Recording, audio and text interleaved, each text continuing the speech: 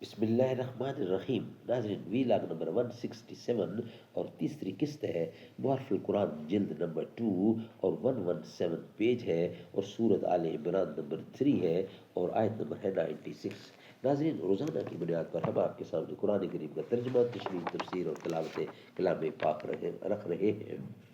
اس کتاب کا ٹائٹل ہے معارف القرآن جلد نمبر 2، سورت آل عمران سے لے کر سورت النساء تک، پارہ نمبر 3 کا رکوع نمبر 9 سے لے کر پارہ نمبر 6 کا رکوع نمبر 4۔ ناظرین، رائٹر ہے اس کتاب کے حضرت مولانا مفتی محمد شفیع صاحب عثمانی رحمۃ اللہ علیہ، جو کہ مفتی اعظم پاکستان ہے۔ نحمده ونصلي على رسوله الكريم بسم الله الرحمن الرحيم قال النبي صلى الله عليه وسلم خیرکم من تعلم القرآن وعلمہ، بہترین لوگ وہ ہیں جو خود بھی قرآن پڑھے، دوسروں کو پڑھائے، سکھائے اور لکھائے۔ نغمہ بلبل ہو یا آواز خاموش ضمیر، ہے اسی زنجیر عالمگیر میں ہر شے اسیر۔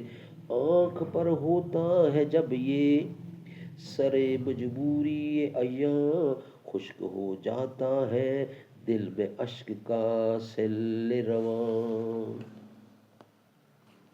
ناظرین، کچھ بقیہ حصہ ہے پچھلے آیات کا، اس کی تشریح ہم آپ کے سامنے رکھ رہے ہیں۔ یعنی بیت اللہ کی برکات، میرے ہیڈنگ یہ چل رہا تھا۔ یہ تو ظاہری برکات کا حال ہے جو مقصود کی حیثیت نہیں رکھتی، اور معنوی و باطنی برکات، اور باطنی برکات تو اتنی ہے کہ اس کا شمار نہیں ہو سکتا۔ بعض اہم عبادات تو بیت اللہ کے ساتھ مخصوص ہے، ان میں جو اجر عظیم اور برکات روحانی ہے، ان سب کا مدار بیت اللہ پر ہے۔ مثلا حج و عمرہ اور بعض دوسری عبادات کا بھی مسجد حرام میں ثواب بدرجہ بڑھ جاتا ہے۔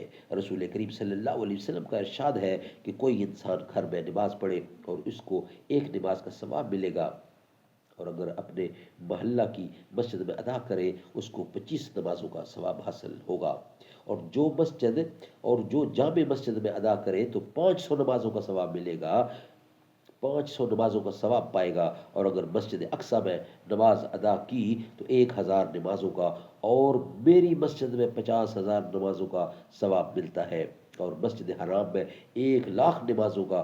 یہ روایت ابن ماجہ و تہاوی وغیرہ نے نقل کی ہے۔ حج کے فضائل میں یہ حدیث عام مسلمان جانتے ہیں کہ حج کو صحیح طور پر ادا کرنے والا مسلمان پچھلے گناہوں سے ایسا پاک ہو جاتا ہے جیسے آج ماں کے پیٹ سے بچہ پاک و صاف پیدا ہوتا ہے۔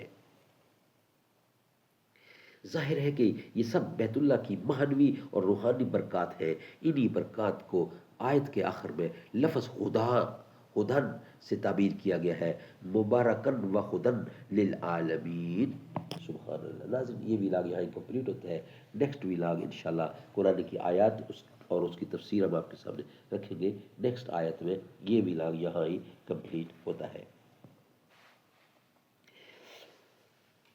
یہ دنیا جہاں بزم آرائیاں، یہ محفل، یہ میلے، یہ تنہائیاں، فلک کا تجھے شامیانہ دیا، زمین پر تجھے آبودانہ دیا، ملے آبشاروں سے بھی حوصلے، پہاڑوں میں تجھ کو دیے راستے، یہ پانی ہوا، یہ شمس و قمر، یہ موج رواں، یہ کنارہ بھنور، یہ شاخوں پہ غنچے چٹکتے ہوئے، فلک پہ ستارے چمکتے ہوئے، میرے رب کی مجھ پہ عنایت ہوئی، کہوں کیوں، کہوں بھی تو کیسے عبادت ہوئی۔